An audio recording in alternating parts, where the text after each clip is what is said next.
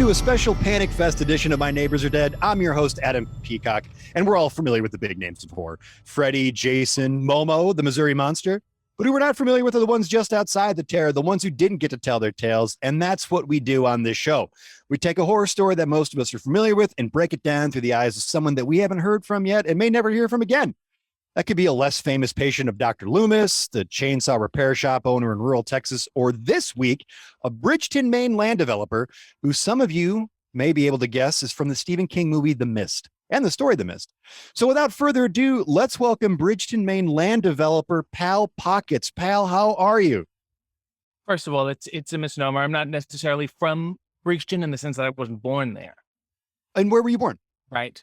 I'm Newport, Rhode Island. So even further east, perhaps even a more humidity in the air, you know. But it's still. Oh yeah, beautiful part of the country. Yes, and as you know, or as you may not know, Pal Pockets is a professional name. It's a business name in a sense, and I was my birth name was Palladini Pucces. Mm-hmm. And so we thought, it's a nice way to shine it up a little. Put a little buff on it. Yeah, I think that's a cool approach to land development because you don't hear too many people really kind of delivering a whole package when it comes to, getting their name out there for land development. So that's kind of a cool approach. That I think was integral to my success because we all have land. There's land wherever we go. And let's jazz it up a little. Let's make it a little more fun. And I think that's what I brought to the table. And it's brought me all over the seaboard. So talk about the empire. You started in Rhode Island, you ended up in Maine. What was that journey like? What took you from Rhode Island and took you to the beautiful state of Maine? Well, it's quite a long journey, and I'm sure you have the time. I was a young boy, and obviously an Italian in Newport, Rhode Island isn't going to be well favored. Let me put it that way. Okay. They wouldn't let me play stickball. I had to be the umpire. I had to be a child umpire. You're telling children your own age, that's a ball, that's a strike. You don't socialize well like that. So I was always a little outside my age group. I hung out with the adults. My father, Gaetano, who of course called himself Tommy or Thomas, he worked at a woman's shoe department. He helped the women put on the shoes I don't know if you're familiar with it, Peebles. It's like a Macy's, but it's not. They're around. Yeah, I think familiar enough with them. Yeah, yeah. And I would help him. Okay. Because he had an aversion. It's one thing to put on a shoe, to put on a heel, to put on a loafer. But when the big sock boom happened in the late 60s, it was gross. It was grotesque for him. He was not used to it. I'm a kid. What do I know? I just don't want to be an umpire anymore. I don't want to tell an 8-year-old, hey, take a walk. So I became the sock boy. It was not a problem for me. So he would go get the shoe and I would put the sock on for them. And not only are we supplying, service, we're doubling the time you could put a shoe on a woman's foot. He's doubling his business. And also the sock boy, it was a fun little gimmick. And I thought, and that stuck in my brain.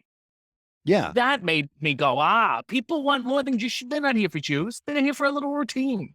So I always thought, let's take the pizzazz with me in business wherever I go. Let's bring the show to business, is what I thought. And then what happened is we moved up quickly. My father was selling shoes. Like, couldn't, keep them in the box. Let me put it that way. Sure. And we moved up Peoples. Up. Very small ladder, but we moved up it very, very quickly. And they said to me, I became sort of a consultant. They said, what else would you do? We're looking to expand.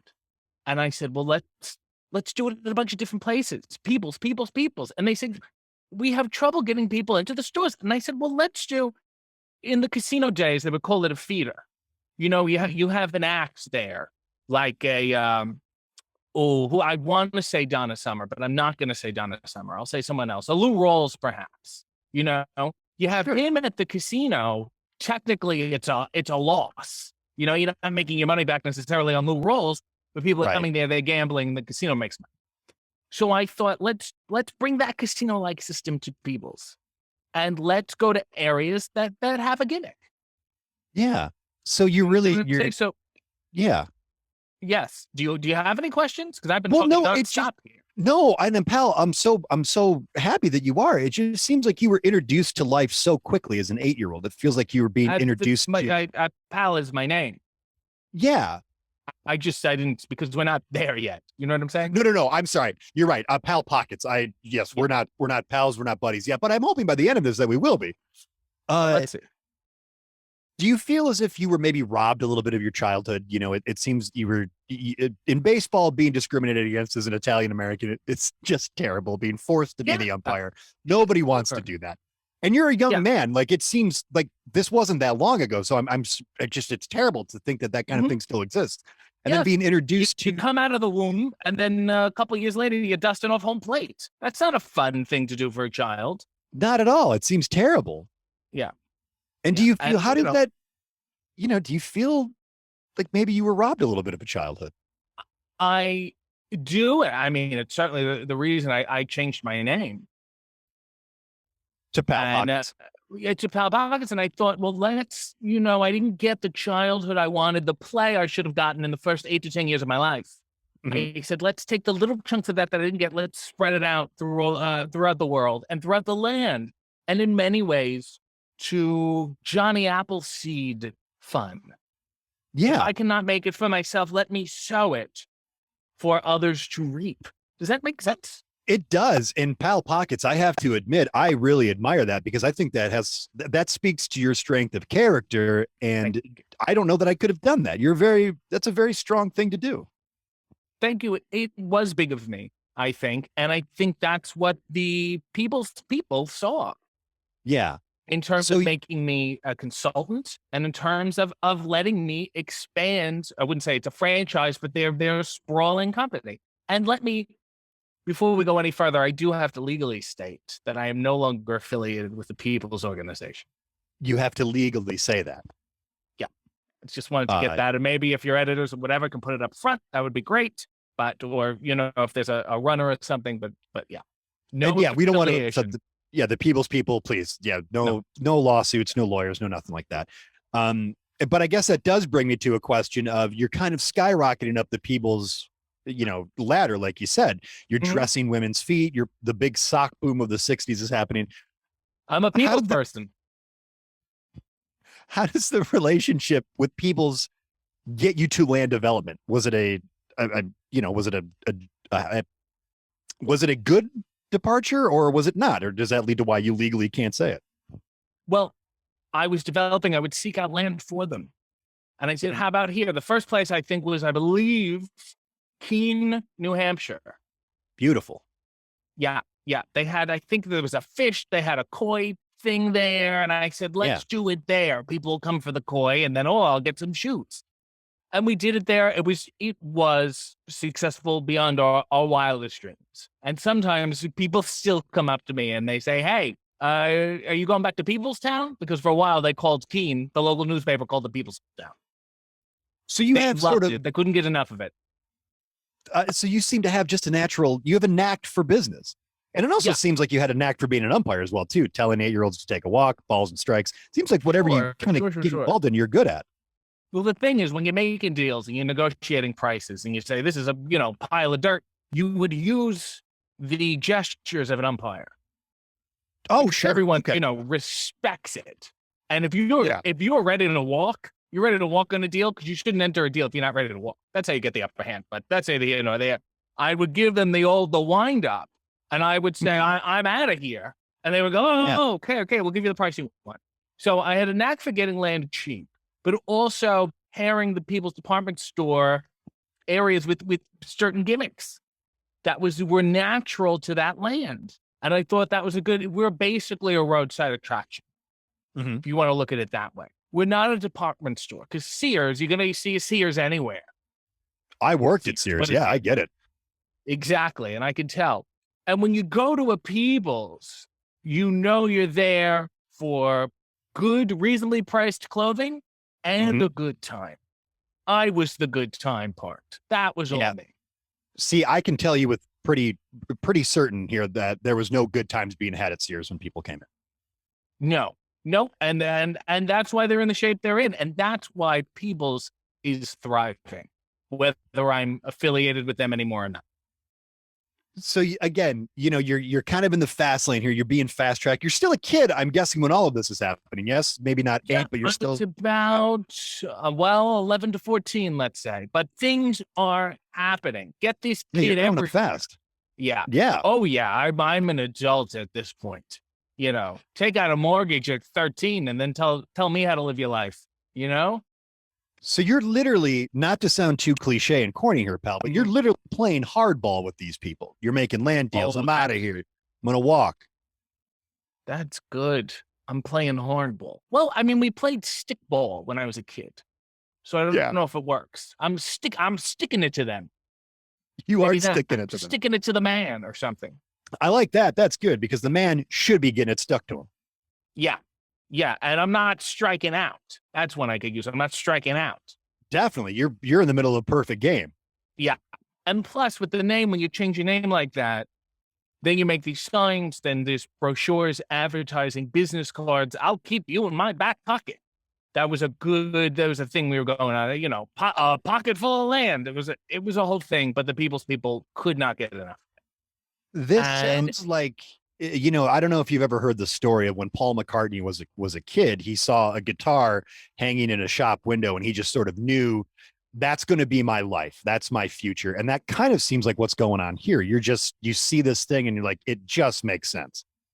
Sure. And to that end, I would say, what land did Paul develop? None that I know of. I don't, compare apples to oranges. I mean, I could play 3 chords too.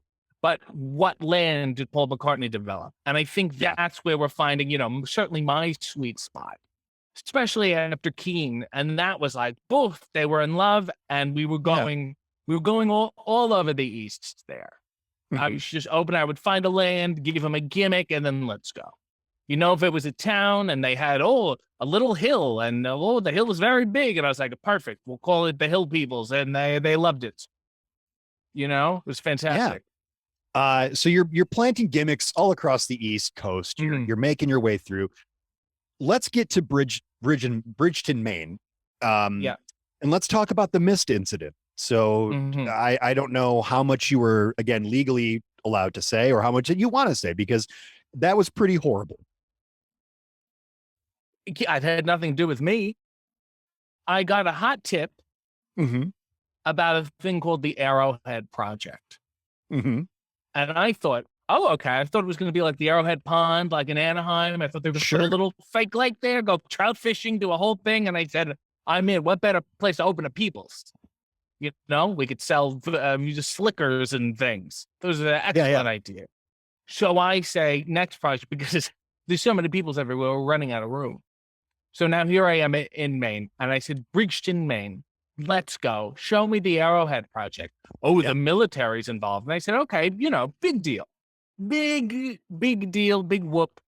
Let's go there. I met some people. I fast tracked. They had certainly heard of me before. And if they hadn't heard of me, they heard of People's. And I said, that's me. So it was very easy to get along with those people. Small town. They were in need of something. I don't know if they were mining or milling. Who mills it anymore? And they were in need of a People's, for sure. So this looked like it was going to be a great partnership. And it turns out I'm walking around this military base. I'm going, where's the pond? Where's the pond? There's this sad, lonely man. And when I say man, at the time I was 15, with a rod, looking around going, oh, where am I? Where am I? Where's, has anybody seen a trout? Turns out it's this military thing. Mm-hmm. And they're trying to unlock another dimension. Okay, fine, great. But call me when you do. We're not going to open a People's here and say, coming soon, another dimension. You'll let me know when you're ready. Yeah. So, I went home for a while and waiting. A nice man, a corporal who I had befriended, let me know, hey, you got to check this out. Mm-hmm. So it's this portal, and it's in a tank. They encased it in a tank, and I thought, well, that's a great, because I don't want people, you're walking through the woods or something. You're going on a hike. You got your compass. All of a sudden, you're in another dimension. Yeah, nobody wants that. No. And I said, have you opened the dimension? And they said, well, it's open. I said, how do you know who's gone in? And they said, well, there's light there. It looks like there's something there. I said, I'm not really sure about that. So I was, and this is, you're not going to find this is all classified, so I can say it. Isn't that what it means? It's class. This is it's my class. I'm not declassifying. I think that's exactly what it means. Yeah. Okay. So I poked my head in. They let me in. They were nice enough after hours. I looked around. You see nothing but smoke. And you say, oh, maybe it leads to London. Who knows? You poke in, take your head out, and you're like, all right, I guess that's it. I didn't think it was amazing. It wasn't the nicest thing. But I thought, okay, if it's in the tank and people can visit it, and also right next to it, there was just a good square footage. Mhm. And I thought, let's do it. Let's do it. Let's take a risk. Whatever. The only people next to another dimension. You don't see Sears doing that. You certainly do not. So we started building, and my people build fast, like that. Yeah. And there was a lot. It's a big team. Everything's happening at once. And we came down to the electrical. And I don't know if you've been into people's before, but I have always abhorred the fluorescent lighting. They're terrible. They're hideous. And when you're trying on shoes, you're looking at yourself in mirrors. It's not good. I want something a little warm. Mhm. And this is before all the green energy, of another scam the government's involved in. And I thought the warmer the light, the higher the wattage. And they were saying, I don't know if the grid can hold it. Is it blah, blah, blah, blah, blah. Okay, fine. But I said, just press ahead. They're not going to know. I know the people here, and people know me, and people come for peoples. And when the peoples come for peoples, I'm a people's person. And they said, fine, we'll do what you need to do. So we build up the grid. The grid is maxed out. It's a whole thing. Mhm. Boom, boom, sparks flying everywhere. I said, what is it? The 4th of July? It is in fact May. And what happened was it caused a burst of sorts. Sure. And I'm not using a legal term, but it was a burst of sorts, coincided with some rain going on. There was a lightning. It reacted to that because the lightning is like a moth, It sees something, goes, oh, I go over here. So there's a burst.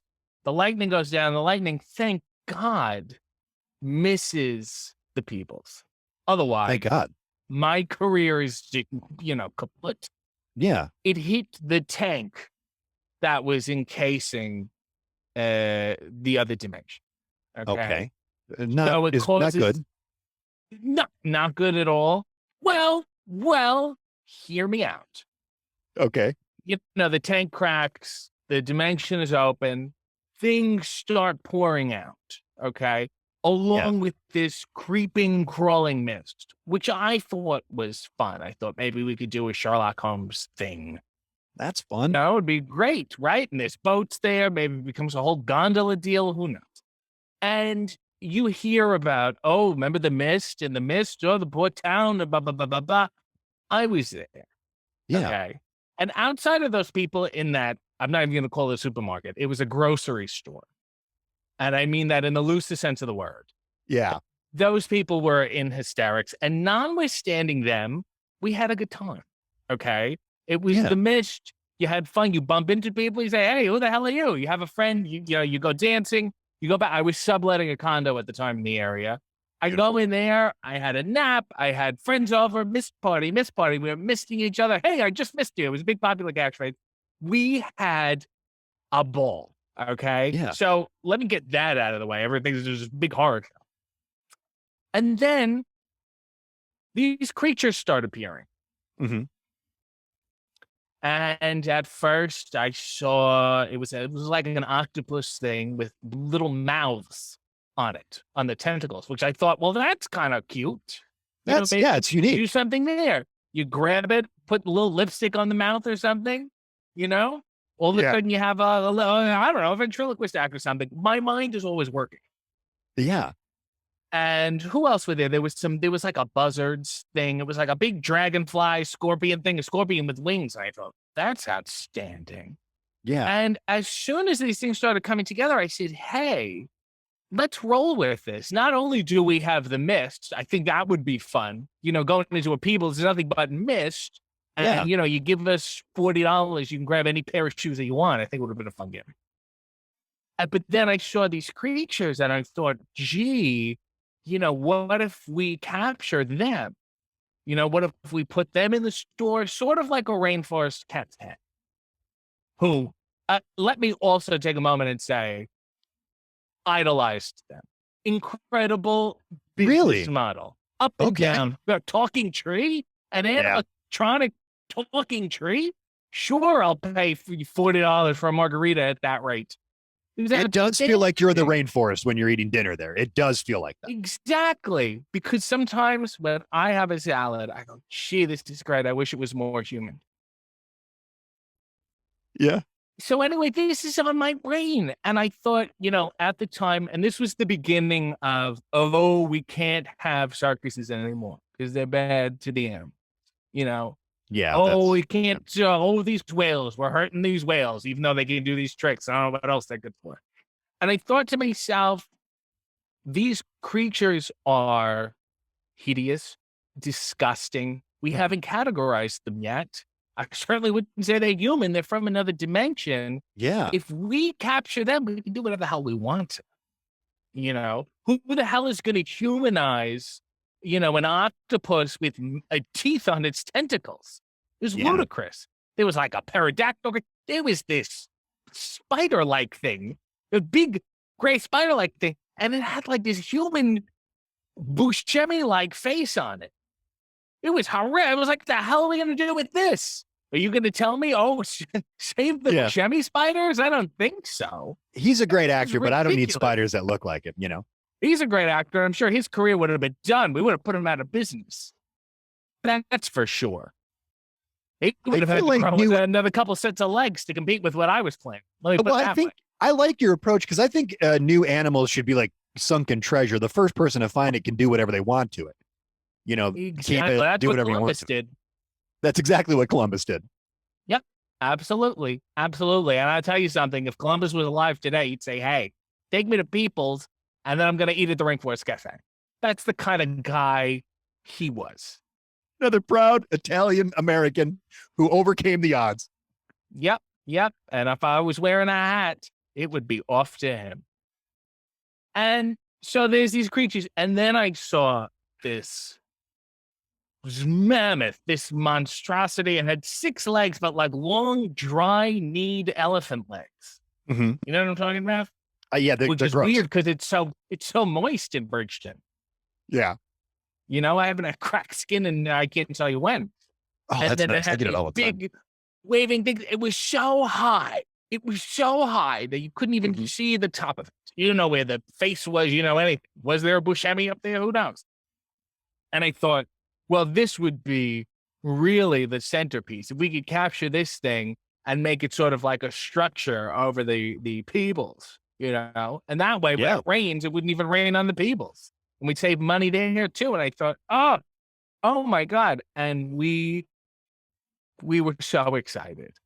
In partnership with the local Bridgton government, I guess is technically the municipality, but also with the military. And they were on board too, because it gave them reasons to, you know, knock the shit out of these things. You know what I'm saying? Of course. Well, yeah. Sort of agreed. And so they started to do their work. They were like, let's torch them. Okay. And we'll clear the mist. We'll push them back. And then we'll kind of rope them and brand them. That kind of thing. And you can have, if you're going to house them. And I thought, great, we'll bring in some cages. We'll do that whole thing. And I was thrilled. This was just going to be, they take this, oh my God. And then you turn it into this beautiful, you know, a zoo, basically. A zoo of horrors. Which, you know, call me Jack Hanna if you want. I'm excited. I'm ready to do this. Yeah. And then those people in the grocery store who were so privileged. Here we are surrounded by all together. We have lighting. We have heat. We could have a bag of rice for a pillow. We have every snack we could imagine during this thing. You know, and sometimes I wouldn't even have lunch when the mist was on because it got lean. It got a little lean, but you tough it out. Sure. They were in hysterics. Oh, it's the second coming. It's a rapture. It's a big thing. So they started, you know, killing people. They started making these sacrifices, and it's like, hey, would you mind? You're kind of giving the mist a bad rap here. So we had to hunch that whole thing up and make sure there wasn't too many news stories getting out. Reporters were saying, what's going on over there? I said, come over to Babel's. Free meals on me. It was a little bit of a distraction. Sure. And then, the government's cleaning it up. The mist is finally pushing back. What happened is they got an industrial sized fan, which we had. We had it indoors because all the sawdust or whatever. I said, hey, why don't we pull that outside? We'll blow this mist right out of the way. Turned it on. All of a sudden, the mist is going. The government's coming. We're torching them. And all of a sudden, I'm Noah over here. I'm calling, give me 2 of these, give me 2 of these, give me 2 of these. This is great. Yeah. Throw them in crates, cages, the whole thing. It was outstanding. And then they were, I think, 4 or 5 people that had escaped from the grocery store. And at this point, after they leave, the grocery store is rocking. They're having a heck of a time because we've saved them. It's People's Town, USA again. Everybody wants to be a part of People's. Well, yeah. And they said, oh, my God, can we? And then we thought maybe People's could be a grocery store, too. We could take this over. What's the big deal? And these people, 4 or 5 people, I don't know if he was the father or he was a husband or a boyfriend. I don't think it was ever quite sorted out what his relationship was. To the other people in the car, they ran out of gas. What are you going to do? Oh, I have this gun. Oh, the horrors that await us. We're so frightened of that. Yeah. Oh, yeah. The horrors of an entertaining department store. Yeah. The horrors of a bustling small town that would, and I coined this term, trickle down, economically speaking, to the people of Bridgton. And they said, oh, we can't do that. We've run out of food. We've run out of gas. What are we going to do? And, boom, boom, boom, boom. And this guy's crying in the middle of the street. And we're like, what the hell is his deal? Because everyone else is dancing. Yeah. Talk about, I'm sure we could get Lou Rolls if we wanted for half the price that he was charging before that. Everyone's dancing. Sure. Everyone's having a good time. This guy's screaming. Yeah. Oh my God. What happened? What happened? Because here we go. We're ready to open, cut the ribbon as far as I'm concerned. You're a mass murderer. A good-natured mass murderer? Ridiculous. So all of a sudden, the heat is off Peebles. Mm-hmm. And it's onto this guy who took it upon himself. And, oh, my God, the crime and the crying. Accept what you did and move on with it. You want to be a backroom tailor? I have an opening for you. What's the big deal? Well, pal, but the town got... Yeah. I just think some people, it's a victim mentality, There's something really beautiful. Yes. Something really nice is happening, and this person has to make it all about them.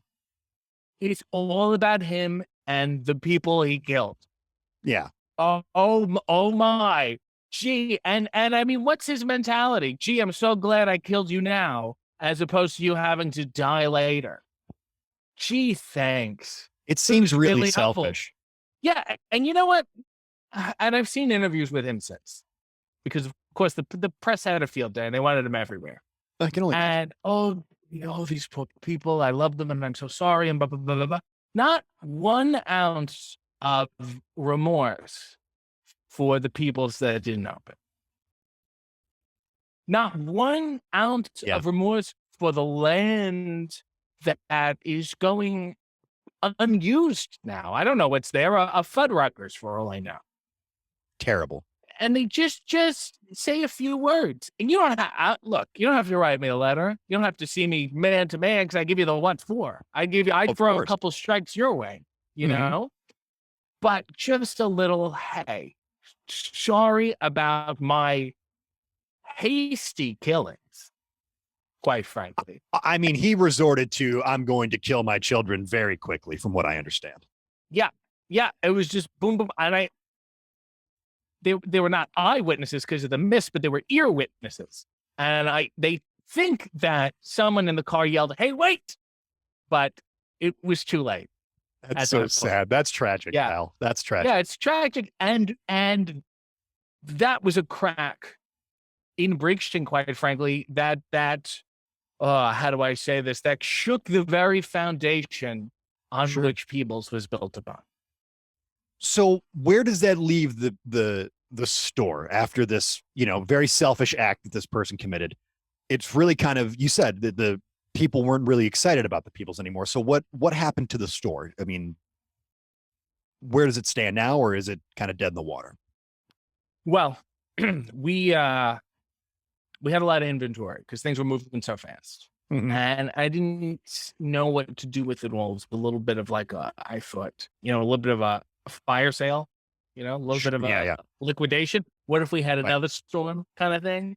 Yeah. But I took all the inventory and we threw it into the portal. And, we're talking thousands and thousands of shoes and beige pants and blouses and pins and things of that nature. Yeah. And what happened is it caused a bit of a riff. Or a riff? Interesting. Is it a riff? I think a riff is like a guitar thing. I think a guitar riff, yeah, but I mean, yeah. And according to the military scientists, this has disrupted multiple times. Oh no. So now, and it's that thing where it's a timeline, and we're only in one of them. Yeah. And we were in the one that is comparatively now normal. Because what I did was cause an influx of, the best way to put this, women's clothing based creatures. Yeah. So we've got, they have shoes attacking people, all these other dimensions. And here we are, and we're so close to discovering what makes this world and all the timelines and how to assess them. And now we have to deal with this new thing. So the government ended up suing Peoples.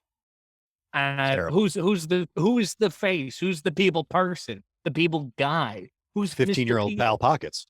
Yeah. And they were no longer Peoples who need Peoples, because they certainly didn't need me. They said one guy did it to me on my way out. They did this. He said, get out. You're out of here. You got tossed out of the game. Yeah. I got tossed out of the game. And then that was, and they said, you know what? No more gimmicks. We're closing up shop. Every gimmick town, we're closing up. We're going to move to smaller towns. Last time I saw them, they were in Elizabeth, Pennsylvania. Oh my God. What's goes in there? Elizabeth? Exactly. A boring Peebles. That's what's there. So how do you feel about all this, pal? Like, because, for a guy who is so, I mean, I think it's... Thanks. Hey, thanks. Well, you're such Sometimes a positive... You go, hey, I did need that. I didn't think we're there. And you did kind of, I feel like you're understanding where I'm coming from here. Well, I will take that as a personal pal and not a professional pal. Thank you. Oh, well, look at that. I mean, because I feel like, look, I think the military and the government gets a little too much credit. They're always sniffing around. They always got their nose involved in things, little fingers in the pies. And it's really aggravating. The roads. That's what I'm saying. Like, I'm from Michigan, and we don't, like, our roads are, it's all one big This is me driving in Michigan. Yeah. Dear Lord. It's ridiculous. So things like that sort of make me lose faith in government, because the things that we really need, we're not getting, and they're just messing up the small time business owner or entrepreneur like you. Yes. Well, having said that, I work for them now. You work for the government now. And what are you doing for the government now? I'm doing multidimensional inventory. Well, I mean, you're trying to take stock of just how many women's clothing itemed creatures are out there. And how's that going? Because it's going. I mean, we, all of a sudden, I think we're getting close, and then there's another dimension. Yeah. All of a sudden, a brooch falls from the sky, and you go, is this from another dimension? Is this from 20 years ago? Is it one of those time loop things? Who the hell knows? So it's almost like a forensics thing, but with a lot more shawls. Well, Pal Pockets, talking to you, I'm always lucky to get to do this, but this has been a true inspiration. I wish I had more of that gusto that you have. I really admire it. And, you just seem to be one of those people where you're not going to let yourself not end up on top. You're always going to be on top, and you're always going to find a way to make lemonade out of lemons. And you really are playing hardball, not just with gimmicks and stories, but with life. Mm-hmm. And I also think with our dimension. And I think we're on top. And I look at you because we are pals, if I may give you my namesake. Thank you. And we're in the good dimension because we ruined the other one. Well, Pal Pockets, I mean, I think that's a perfect way to end. I appreciate you coming by and telling your story. So do I. Pal Pockets, ladies and gentlemen. Hey, neighbors, give it up for RJ City. Holy shit, that was great, man. Thank you for doing this. Thank you. Things always make me sweat. No, they were so good. Anytime we get a chance to shit on the government and praise Columbus, it's always a good show. It's fantastic. Buddy, what are you up to? Tell folks where they can find you. What have you been into? You can usually find me on Twitter. It's an evil place. It's a horrible place, but it's where the nicest things have happened to me. That's great. At least something good came out of it. Jokes usually about wrestling, and then AEW was like, "Why don't you come do stuff for us?" I host a wrestling themed chat show, web series. Yeah. It's called a web series for AEW called Hey EW. Hey EW. I've watched a bunch of clips online. It's great. It's so fun. Thank you. I appreciate it. And I have a long list of people I'm trying to get through. Very important, legendary wrestling people. I'm trying to bend them towards my idiocy. Oh, I can't. I mean, you were telling us about Paul White before you started, and like just that whole dynamic seems so fun. Oh my God, he was amazing. But I only had him for 5 minutes, and I was like, can we talk about you being in Jingle All the Way? I just want to. I know. We watched that movie. My wife and I. Yeah, my wife and I watched that movie over the holidays with her little cousins, and I was like, "Oh, right, he's in this movie." Yeah, and Sinbad is on it on Phil Hartman's back, as far as I'm concerned. Oh, I mean, Phil. I don't think people realize how much of a creep Phil Hartman is in that movie. Yeah, it's really a tour de force, and they also worked together in House Guest. Oh my God, they did. Yeah, it's a little weird. I forgot about that. The comedy team we don't talk about. God, and the comedy team we need. Yeah. He did. Why did you pick The Mist? Why this movie? What do you have is there a special place for this movie for you? Why did I pick The Mist? I was very neurotic, and I went through at least 10 options, including Abbott and Costello meet Frankenstein. Amazing. Reason. The Abominable Dr. Phibes. Love it. Whatever Happened to Baby Jane. I was like, what? I was like, there's got to be some other movie that I like. And for some reason, The Mist does not pop into my head as like a horror film. Mm-hmm. Because there's so many morals in it. Yeah. It pops into my head the same way, like, I guess Planet of the Apes isn't a horror film. And it's science fiction. It just has like that heavy Twilight Zone moral thing to it. The ending of The Mist seems incredibly mean. So vindictive. But in a way where I was like, oh my God, that was so worth it. I was like, totally.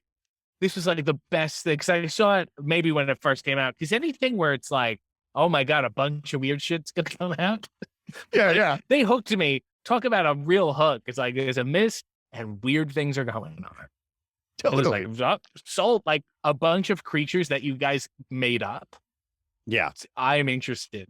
Because if it was a mist, if it was, let's say, gorillas in the mist, and there was just gorillas every time, I would have been like, this is not a movie I want to see. And I love it. That ending, my understanding is they were going to give the director more money in the budget if he had a happy ending. And he said, no, I'll take the lower budget and this ending, which isn't the ending in the novel either. Does it? Yeah. What is the ending of the novel? It's they go off. Yeah. Into the mist, in the car, and they go, hopefully when we run out of gas, we'll run out, but we'll keep going in the meantime, or whatever the hell it is. But this ending, and it's so I mean, it's mean to say, and I'll leave you to analyze it, but it is also very, very funny. Yeah. And I mean, Yeah. it makes me go back to, if comedy is often inadequacy, which, inadequacy is trying to change a situation and either not changing it at all or making it worse. Right. This meets that definition 100%. I love people who, any chance they get to proselytize anything, just like, this is the worst possible scenario. I'm going to throw my hat in the ring and make it worse. Yeah. And sometimes I imagine myself in that scenario and me not yelling, because he screams and he tries to kill himself and he's out of bullets and I would have just said, I couldn't have waited another 10 seconds. That's exactly what I thought. Yes. And maybe that's where I had thought of it, but I always say in the back of my head, if you took an extra 5 seconds to think about every decision you make, you'd probably make half those decisions. I think it's in the parallels of comedy too. It's first thought comedy versus second, third thought comedy. Yes. And absolutely. Where this often happens to me is someone will have a mint and they'll say, do you want a mint? And I'll go, sure. And it's in my mouth before I realize I did not want to do. And I go, why do I do that? Like, doesn't that frighten you? You're like, what? Because I feel like I'm being mean if I don't say yes. Right. You just want to be agreeable and not, it's my warped sense of causing conflict. But see, yeah, I just want to be, I don't want there to be a problem. Yeah. And here I am chewing on it. Right. Not even using the bin correctly, because I really would rather a piece of gum. Well, because you get rid of it quicker that way. If you chew it, then it's just gone. Also, another thing I love about The Mist is that as much as I love the creatures, the scariest part is when the religious people turn. Terrifying. In the grocery store. And I was like, that's really, good work. And it makes you feel somewhat sick. Yeah. Yep. And Marsha Gay Harden, tremendous work. What's not to love? Yeah. It was really cool. Well, RJ, thank you so much for coming by and doing this again, man. I can't tell you how much I appreciate it. You mentioned Twitter. Just where can people find you? What's your handle on Twitter? At RJ City 1. That's the number 1. And I don't know. I feel like you can find me a lot of other places. Just type in my name. I have a YouTube. You can type my name in there. You maybe see me kneeing David Arquette in the face. That's great. I love watching that. It's fantastic. He didn't get it. He almost got kicked off, I think, a Duplass Brothers movie because his eye was swollen. Is that true? Well, yeah. Last time we talked, you guys were in a good place. How you guys at now? You guys all right? You and Dave all right? We're better, mainly because he's stopped wrestling. Yeah. But he's currently working on Bozo the Clown. He bought Bozo the Clown, and he's revitalizing it and doing a bunch of wonderful charity things, healthy humor. It's a place that trains clowns to perform for hospitalized children. And he's like becoming a real clown and becoming Bozo. And it's inspiring to watch, but not enough where it changes my life. Well, no, you would still knee him in the face again though, right? Yeah, yes, to keep him in line. I just know I go good for him and the good he's doing. I say they don't need me. Yeah, I love it. Well, RJ, you're the best, dude. Thank you for coming by and doing this. And that's going to do it for this special Panic Fest edition of My Neighbors Are Dead. I'm your host, Adam Peacock. This show is produced by myself and Nate Dufort with Ryan Countshouse.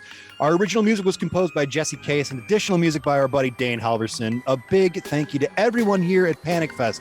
Adam Roberts, Tim, Casey, Canton, the Screenland Theater, Downright Creepy, and all the amazing sponsors, including, but not limited to, RJ, Shudder, IFC Midnight, Fangoria, Dread Central, and Bloody Disgusting, and so many more. To find out more about My Neighbors Are Dead, you can follow us on social media or find us at myneighborsaredead.com. Thank you for listening. RJ, thank you so much for coming by, and we'll see you soon. Goodbye, everyone. Bye, everybody. It's so dark in here. Look at it. It got so creepy. Oh, my God. Get a light. I have my little monkey butler light here, and I love it, but